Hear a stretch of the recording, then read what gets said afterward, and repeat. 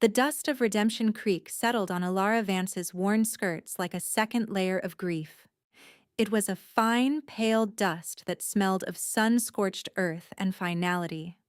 Her husband, Thomas, was buried 200 miles back on a trail that had promised a new life and delivered only a shallow grave. Now she stood alone before the town's mercantile, a single wooden trunk at her feet containing all that was left of their shared dream.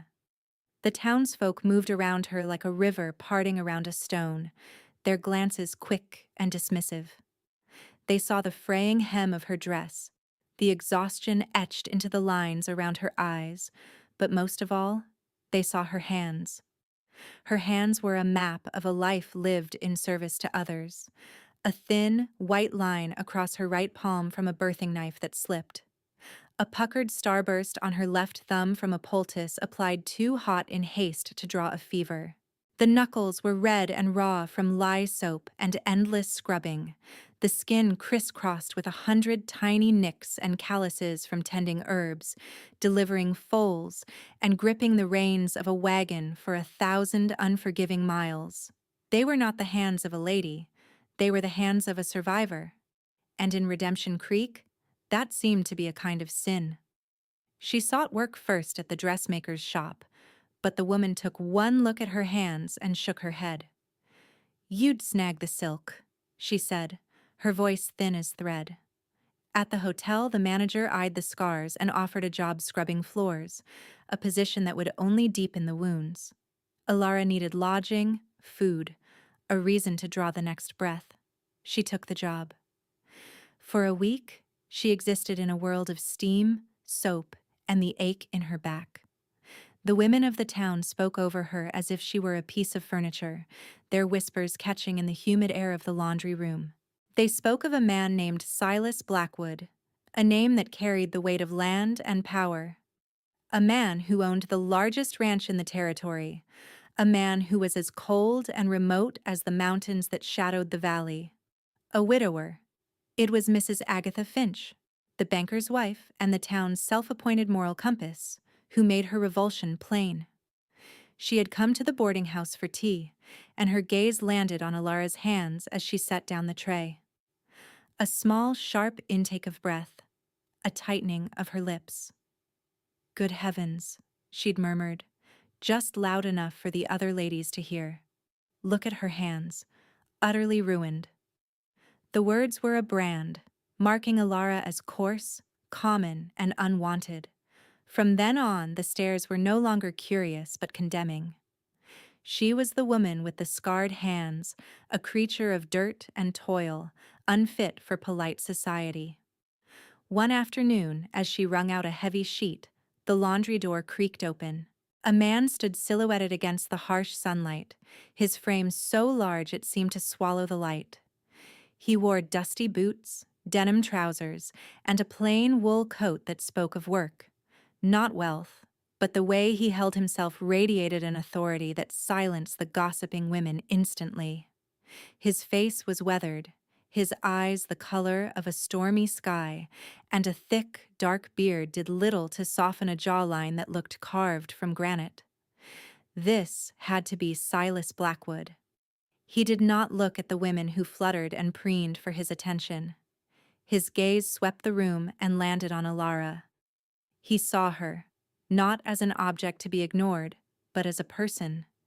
His eyes dropped to her hands, submerged in the sudsy water. She instinctively tried to hide them, to pull them from sight, but it was too late. He had seen them. She waited for the familiar flicker of distaste, the slight curl of the lip. It never came. Instead, his expression was one of cool assessment, as if he were judging livestock or the quality of a fence post. "I need a cook's assistant at the ranch," he said, his voice a low rumble that seemed to vibrate in the floorboards. It was not addressed to anyone in particular, but his eyes remained on Alara. The boarding house owner bustled forward. "Mr. Blackwood, a pleasure. I have several fine girls who—" But he raised a hand, a gesture that was not unkind, but was utterly final. "You," he said, looking directly at Alara. "Can you work?" She found her voice, a little rusty from disuse. I can. Can you start tomorrow? She nodded, her heart a frantic bird in her chest. He gave a curt nod in return, his business concluded. He was about to turn away when he stopped. The other women held their breath, waiting. He looked at her hands again, which she now held dripping and exposed in the open air. The scars were stark against her pale, water-wrinkled skin. He took a half-step closer, his gaze direct and unnervingly steady. For a moment she thought he would rescind the offer, that he had finally seen what everyone else saw. Instead, he asked the question that changed everything. What are the scars from? The question was not accusatory. It was not laden with judgment.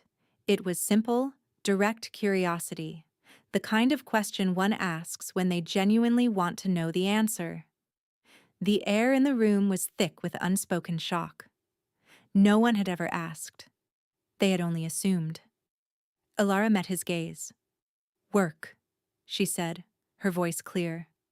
And healing. A flicker of something. Interest, perhaps, or surprise, crossed his face. He held her gaze for a second longer, a silent transaction passing between them that she did not understand, but felt deep in her bones. Then he turned and was gone, leaving a wake of stunned silence and the faint scent of leather and dust. Alara looked down at her hands, truly seeing them for the first time not as a mark of shame, but as a testament. Someone had finally bothered to read the map. The Blackwood Ranch was not a place. It was a kingdom. It sprawled across a valley carved by a silver-green river, its fences marching up the sides of pine-stubbled hills until they disappeared into the clouds. The main house was built of thick, dark logs, solid and unpretentious, with a wide porch that looked out over a world Silas Blackwood had built with his own two hands. Alara felt impossibly small as she rode in the wagon beside the ranch foreman, a taciturn man named Jed. The kitchen was a cavernous room, warm and smelling of yeast and wood smoke. The head cook, a plump, no-nonsense woman named Martha, gave Alara a thorough looking over. Her eyes, like everyone else's, lingered on Alara's hands. But Martha, like her employer, saw them differently. Good, she grunted. These are hands that know their way around a hot stove. You'll do. Life on the ranch was a rhythm of hard work. From before dawn until after dusk, Alara chopped, stirred, kneaded, and scrubbed. She learned the specific way Mr. Blackwood liked his coffee, black and scalding. She learned the names of the 30 ranch hands who ate like an invading army. She learned the quiet sorrow that hung in the main house like a permanent chill. It was the house of a man who had lost his heart and walled up the empty space. She rarely saw Silas Blackwood himself. He was a phantom. A presence felt more than seen. A glimpse of him riding out at dawn, a heavy silence from his study late at night. But she felt his eyes on her sometimes, a brief, assessing glance from across the yard that made the back of her neck prickle. He never spoke of their first meeting, never asked about her hands again, but the memory of his question was a small, warm coal she kept banked within her. There was another presence in the house, a small, silent girl of about 6 years, Lily, Silas Blackwood's daughter. She was a pale, fragile creature with her father's stormy eyes and a stillness that was unnatural in a child. She would sometimes stand in the doorway of the kitchen, a ghost in a white nightdress, just watching. Martha said the girl hadn't been right since her mother died giving birth to her. A weight of guilt seemed to press down on her small shoulders, a guilt that her father clearly shared. He loved his daughter. Alara could see that in the brief, clumsy way he would touch her hair, but there was a chasm of unspoken grief between them. One blustery afternoon, a commotion erupted from the stables. Shouts, the terrified scream of a horse.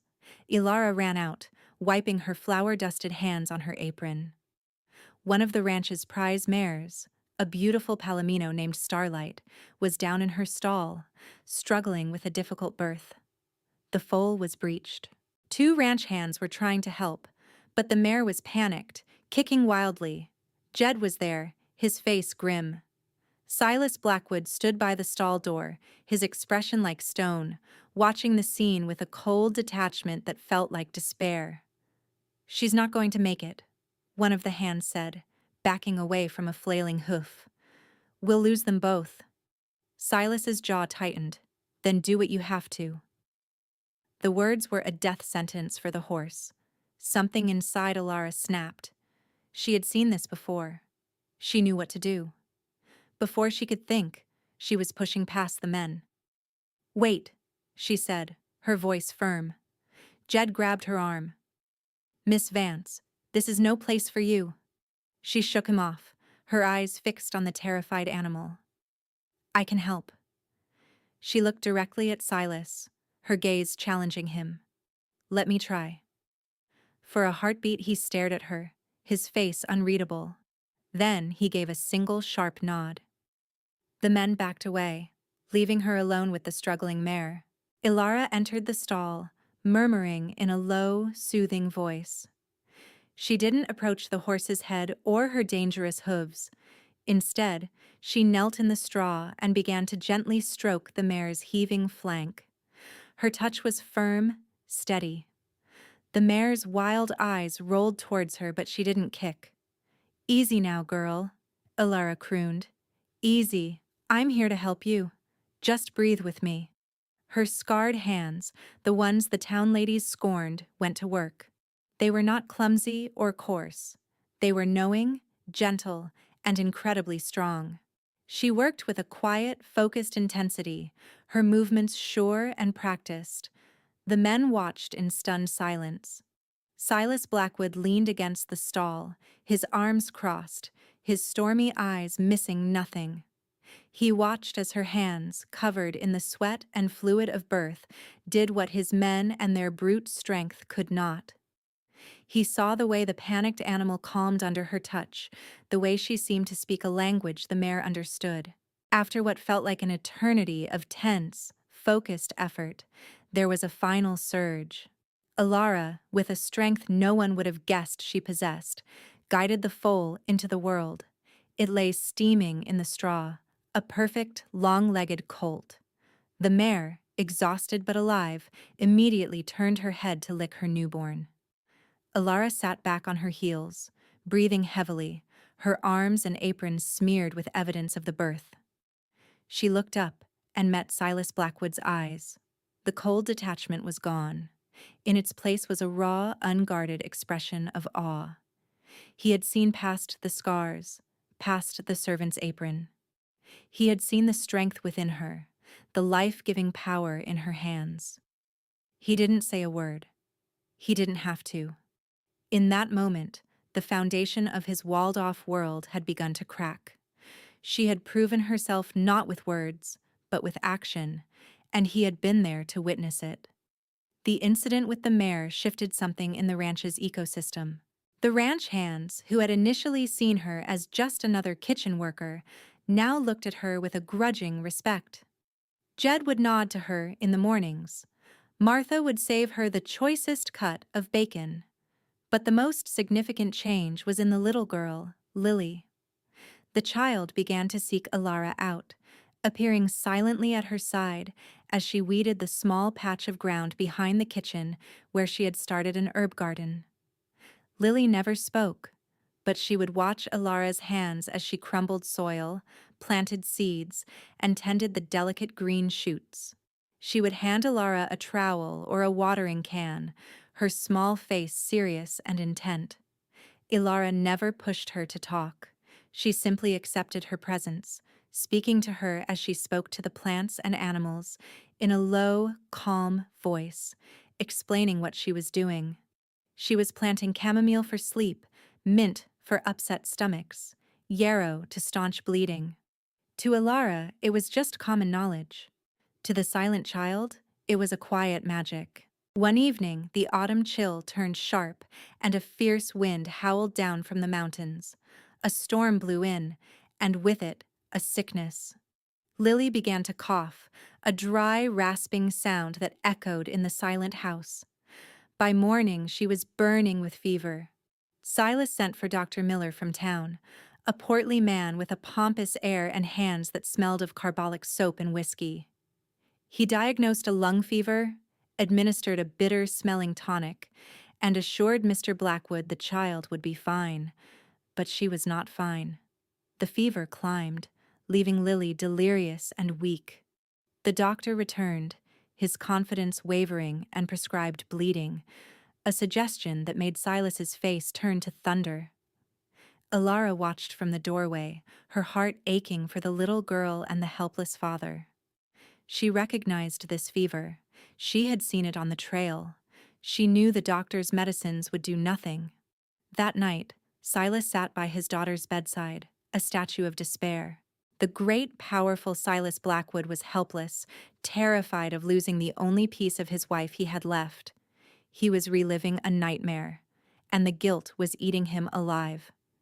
Ilara approached the room, a steaming mug in her hands. She had dared to overstep her bounds, brewing a tea of willow bark, chamomile, and elderflower from her garden. She paused at the door. "Mr. Blackwood," she said softly. He looked up, his eyes hollowed out by fear and exhaustion. "What is it?" "This might help," she said, holding out the mug. "It will bring the fever down gently and help her sleep." He stared at the mug, then at her. He was a man who trusted no one, a man who had been betrayed by fate itself. But he had seen what her hands could do. He had seen her coax life from a dying mare. He was desperate. He took the mug without a word. Ilara showed him how to lift Lily's head and help her sip the warm liquid. The child, lost in her fever dreams, drank it down. Ilara expected to be dismissed, to be sent back to the kitchen. Instead, Silas gestured to a chair on the other side of the bed. "Stay," he commanded, his voice rough with emotion. So she stayed. They sat in silence as the grandfather clock in the hall ticked away the long hours. They were two solitary people, a man locked in his grief and a woman who had lost everything, united by their concern for one small, fragile life. Sometime before dawn, Lily's breathing eased. A light sheen of sweat broke on her forehead. The fever had broken. Ilara felt Silas's eyes on her. She looked up to see him watching her, the raw vulnerability in his gaze stealing her breath. "Thank you," he whispered. It was more than gratitude. It was an admission of need, a crack in the wall of ice around his heart. He did not speak of it again, but things continued to shift. A few days later, Ilara went out to her herb garden to find it enclosed by a new, sturdy fence of peeled pine logs, built with a craftsman's care. It would keep out the stray chickens and any curious calves. She knew, without asking, who had built it. He had seen what was important to her and protected it. The gesture was more eloquent than 1,000 words. The slow burn of their connection was built on such silences. It was in the way he started taking his coffee in the kitchen in the morning, leaning against the doorframe just to be in the same room with her. It was in the way she found herself listening for the sound of his boots on the porch, her heart giving a little skip when she heard them. They worked side by side one afternoon, mending a section of fence near the house. The rhythm of their labor was a conversation in itself, a shared purpose that needed no words. He passed her a tool, and their fingers brushed. The touch was electric, a jolt of warmth that shot up her arm and settled deep in her chest. Neither of them acknowledged it, but both of them felt it. The weather grew colder. One morning, Ilara was hanging laundry on the line, the wet sheets stiffening in the frigid air. Her shawl was thin, and she shivered, her breath pluming in front of her. She didn't hear him approach. He was suddenly just there, behind her. He took off his own heavy sheepskin-lined coat and draped it over her shoulders. The coat was heavy, warm, and smelled of him. Leather, wood smoke, and the clean scent of the cold outdoors. It enveloped her like an embrace. "You'll catch your death," he said, his voice a low murmur near her ear. His hands rested on her shoulders for a moment, keeping the coat in place. It was the most intimate gesture she had ever known. She could feel the heat of his body, the strength in his hands. She closed her eyes, leaning back into the solid warmth of his presence. The world seemed to stop. There was only the creak of the clothesline, the bite of the wind, and the steady beat of his heart so close to her. He was no longer just her employer. He was Silas, and she was falling for him, despite every reason she had to guard her own broken heart. The fragile piece of their unspoken understanding was not destined to last. News of Lily's recovery and Alara's role in it traveled to town. It was carried by ranch hands picking up supplies, and it twisted and soured with every telling. In the righteous parlors of Redemption Creek, Elara Vance was no longer just the woman with the scarred hands. She was a charlatan, a hedge witch who had somehow ensnared the territory's most eligible widower. Mrs. Agatha Finch led the charge. Her own niece, a pale and perpetually disappointed girl named Clara, had been her chosen candidate to become the next Mrs. Blackwood. Elara's presence at the ranch was an affront to the natural order of things. Agatha saw a coarse, uneducated servant worming her way into a position of power, and she would not stand for it. "It's unnatural," she declared over tea at the Mercantile. "That woman uses folk remedies and potions. She's likely poisoned the poor child's mind, making her dependent. Silas Blackwood is blinded by grief, and she is taking advantage of him." Dr. Miller, his professional pride stung by the story of his failure and her success, eagerly fanned the flames.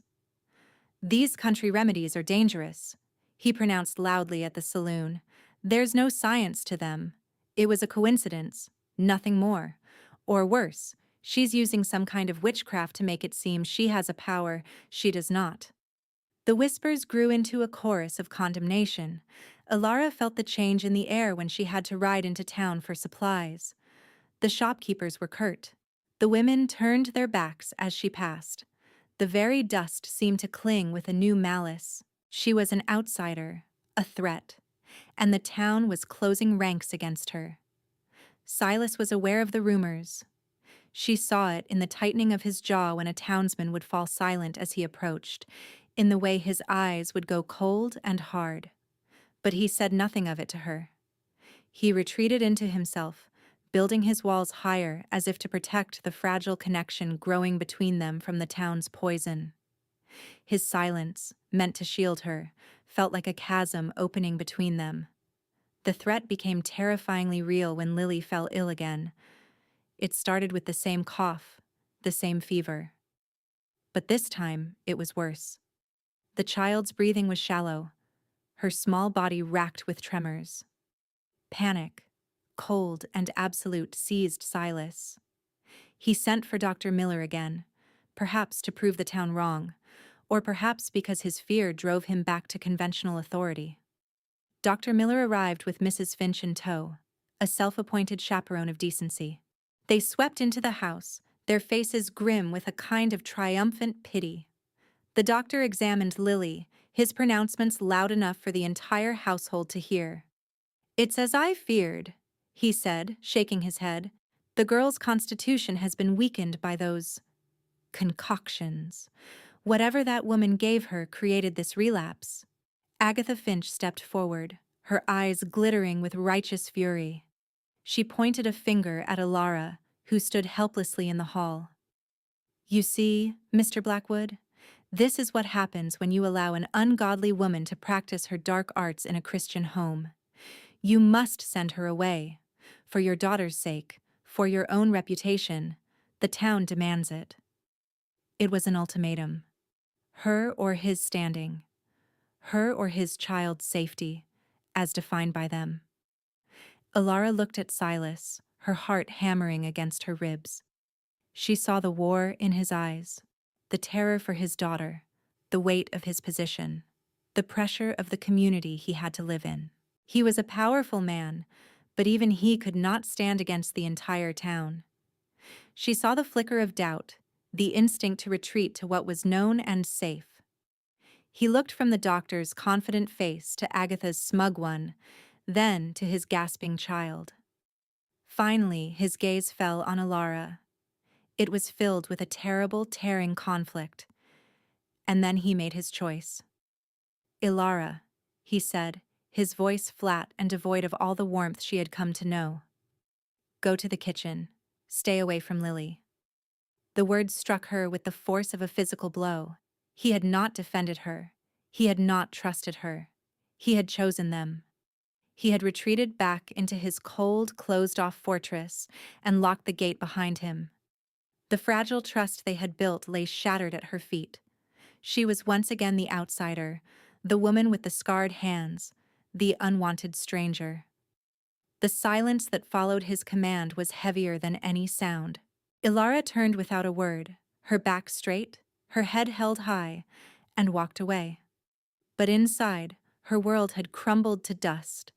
She had allowed herself to hope, to feel safe, to imagine a home. It had all been an illusion. She was a fool to think a man like Silas Blackwood could ever truly choose a woman like her. A fool to think her hands could ever build anything but a wall of scorn around her. She didn't go to the kitchen. She went to her small room off the laundry. Her movements were stiff, automatic. She pulled her old wooden trunk from under the bed. The hinges groaned in the quiet.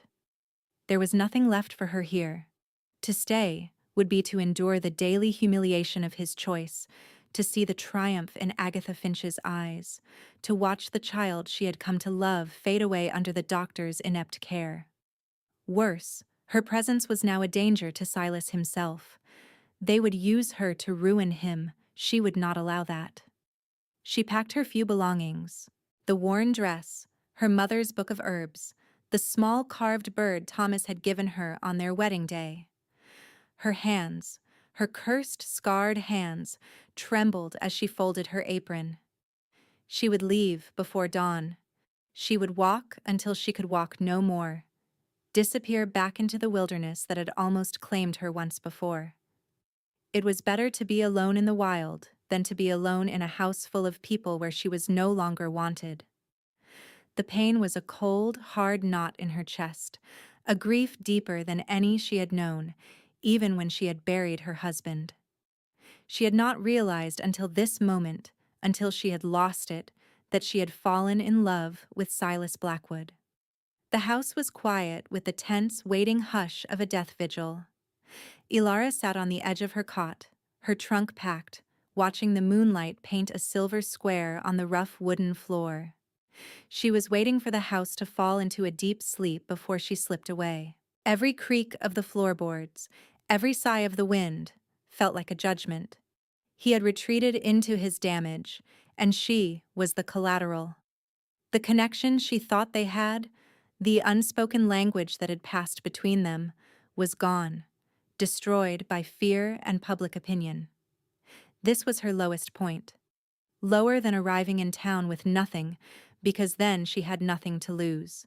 Now, she had lost a future she had just begun to imagine. A sudden cry shattered the silence. A child's scream of pure terror, followed by a crash, and Silas's voice, shouting his daughter's name in a tone of raw panic.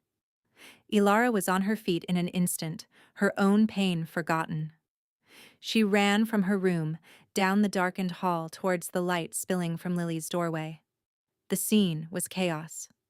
Lily was in the grip of a violent seizure, her small body rigid and convulsing. She had knocked over a bedside table, and a pitcher of water lay shattered on the floor. Dr. Miller stood back, his face pale and useless. "It's the fever taking her brain," he stammered. "There's nothing to be done." Silas was kneeling by the bed, his hands hovering over his daughter, terrified to touch her. His face was a mask of agony, the face of a man watching lightning strike the same place twice. He looked up and saw Ilara in the doorway. His eyes, wild with desperation, locked with hers. In that moment, all the pride, all the fear of the town, all the walls he had built were annihilated by the primal terror of a father about to lose his child. He saw not the town pariah, but the one person who had saved her before. Help her, He begged, his voice cracking, the words a raw plea torn from the depths of his soul. Alara, please. It was his public choice. In front of the doctor who had condemned her, he was choosing her. He was admitting his need, his helplessness, his trust. And in that same instant, Alara made her own choice. She could walk away. She could save herself the heartache and let him live with the consequences of his earlier decision. But looking at the convulsing child, at the broken man on the floor, she knew she could not. Running was survival. Staying was a fight. She chose to fight. She moved into the room, her presence calm and authoritative. "Get hot water and every blanket in the house," she commanded the housekeeper who hovered in the hall. To Silas she said, "Hold her head, gently, just so she doesn't hurt herself." Her voice cut through his panic, giving him a task, grounding him. She ignored Dr. Miller completely. She worked with a fierce, swift efficiency. This was her strength. The knowledge in her hands and her head, deployed without hesitation. She crushed herbs, creating a pungent paste to rub on the child's chest and feet. When the blankets arrived, she soaked them in hot water, wrung them out, and wrapped Lily's limbs, forcing the heat to the surface to fight the fever's core. She pried the girl's clenched jaw open just enough to spoon a few drops of a potent valerian tincture onto her tongue to calm the seizure.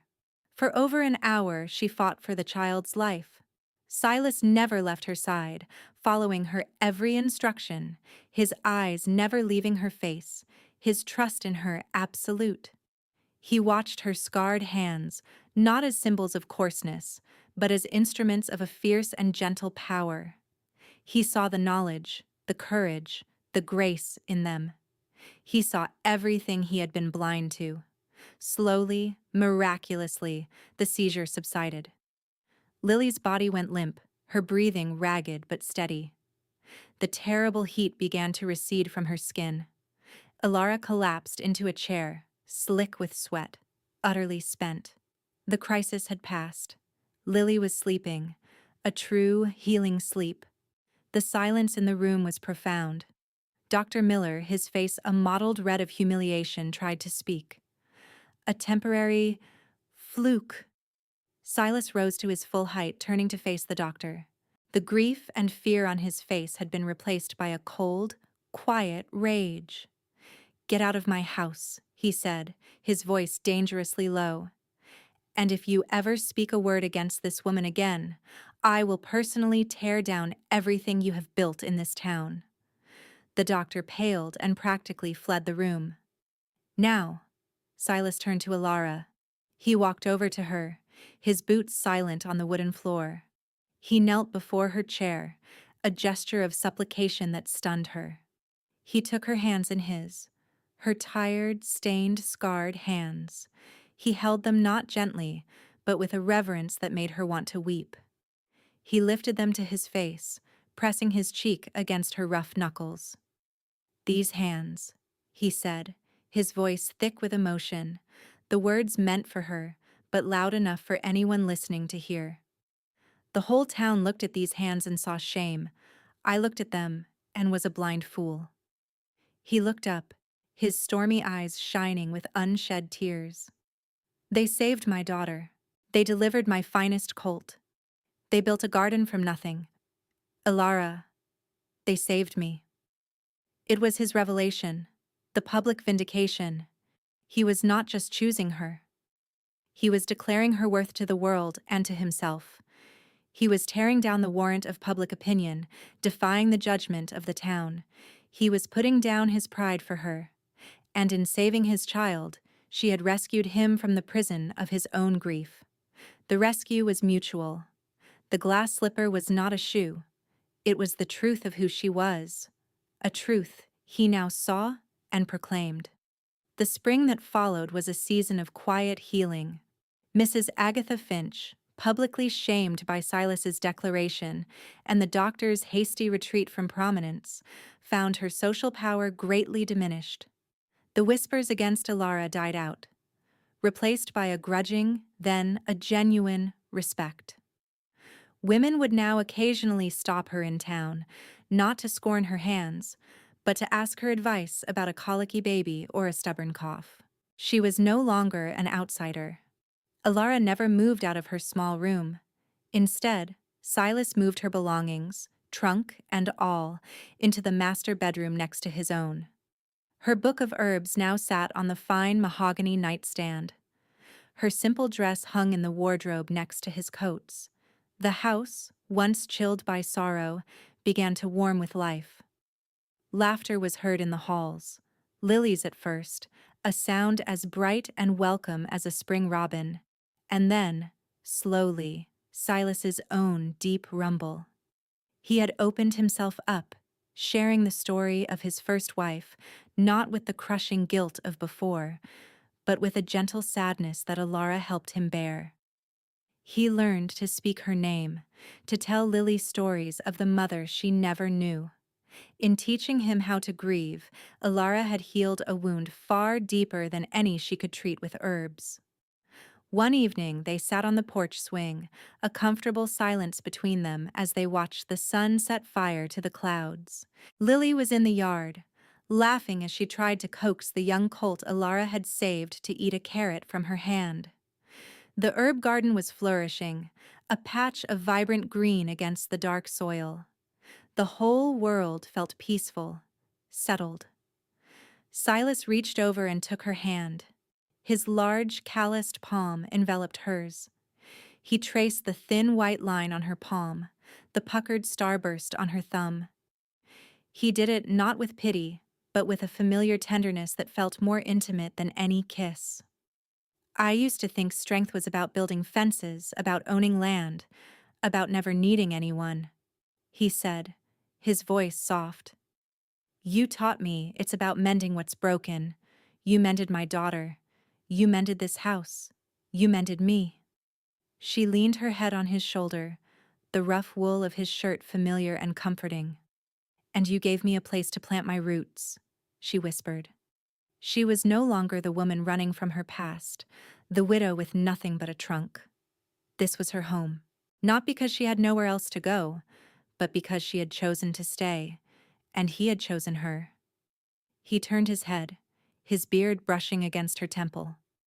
Alara Vance, he said, his voice full of a quiet, irreversible conviction. Will you be Alara Blackwood? Will you be my wife? She lifted her head to look at him, to see the love and certainty in his stormy eyes. She didn't need to speak. Her answer was in the way she smiled, a real, unburdened smile that reached her eyes.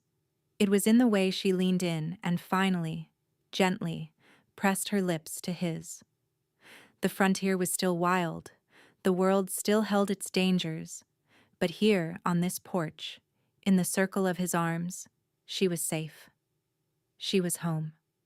The woman with the scarred hands was no longer unwanted. She was cherished. She was loved.